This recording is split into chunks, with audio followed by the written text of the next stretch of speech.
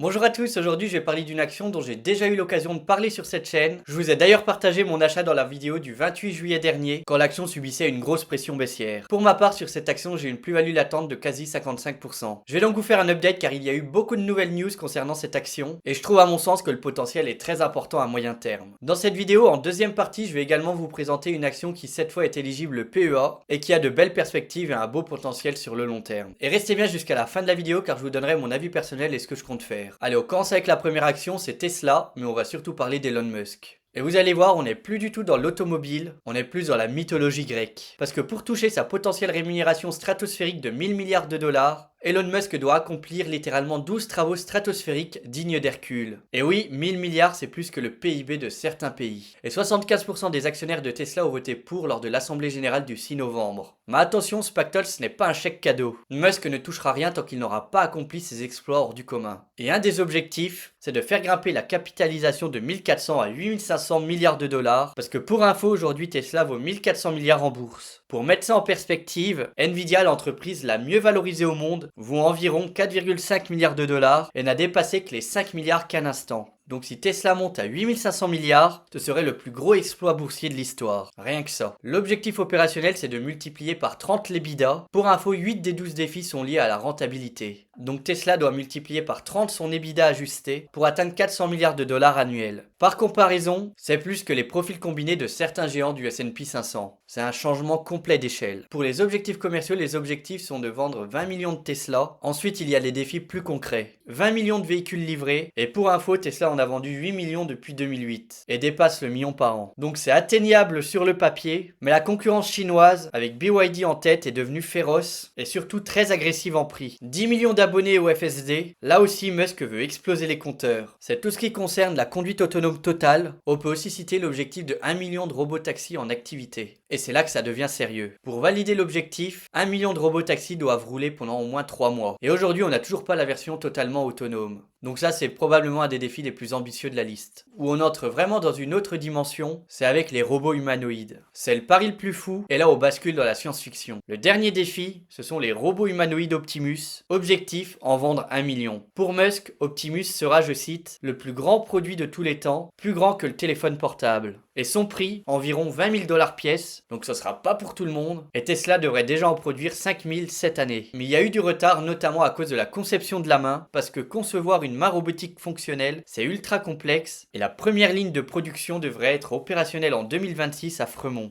Aujourd'hui, les analystes attribuent déjà 15% de la valorisation de Tesla à ce robot, mais pour Musk, Optimus représentera 80% de la valeur de l'entreprise dans le futur. C'est simple, pour Musk, l'avenir de Tesla, c'est plus l'automobile, mais c'est la robotique. Et le marché, dans tout ça, le plus surprenant, c'est la réaction de la bourse. Ou plutôt, son absence totale de réaction. La rémunération de Musk, pas de mouvement. Le potentiel x6 sur le long terme, rien. Les 12 travaux à accomplir, silence complet. Pourquoi ? Parce qu'une partie des investisseurs est échaudée par les frasques d'Elon Musk. D'autres jugent la feuille de route tout simplement irréaliste. Beaucoup attendent comme moi des preuves concrètes. Comme notamment la commercialisation d'Optimus. Et ça rappelle quelque chose, lors du lancement du tout premier iPhone, la bourse n'avait pas réagi non plus. Et on connaît la suite. Et également pour info concernant l'avis des analystes, chez Deutsche Bank Security, ils ont rehaussé leur objectif de cours passant de 440 dollars à 470 dollars. Au passage, si vous aimez mon contenu, votre like et votre abonnement m'aideraient énormément. Pour continuer la vidéo, on change maintenant totalement d'univers et on va maintenant parler d'une action éligible PEA, dont je vous ai déjà aussi parlé sur la chaîne. Pour rappel, c'est une valeur qui fait partie des 5 méga tendances de long terme que je suis depuis plusieurs mois, la décarbonisation avec le champion européen Heidelberg Materials. Et vous le savez, c'est une de mes valeurs favorites dans le secteur de la construction. J'ai un PRU actuellement à 125 €, ce qui fait une plus-value latente de 67%. Pour rappel, c'est un pur player allemand du ciment, du béton prêt à l'emploi, avec une longueur d'avance incontestable en matière de réduction des émissions. Mais après un parcours boursier exceptionnel, la situation se complique un peu.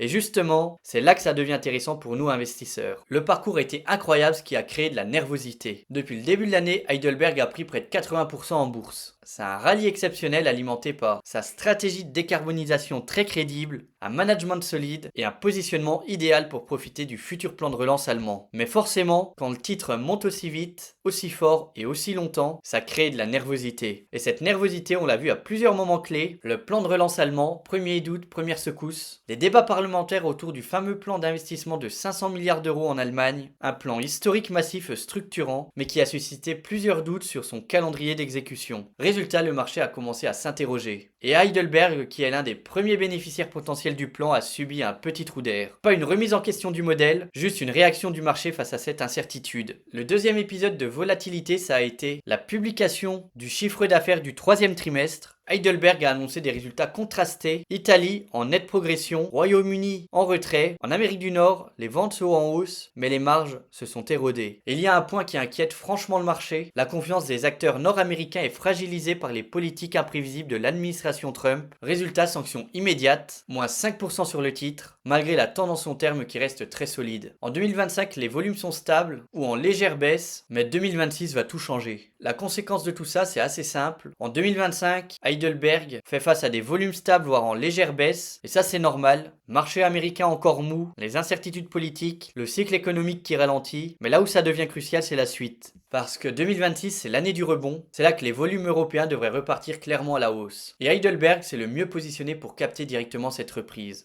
C'est bon ça!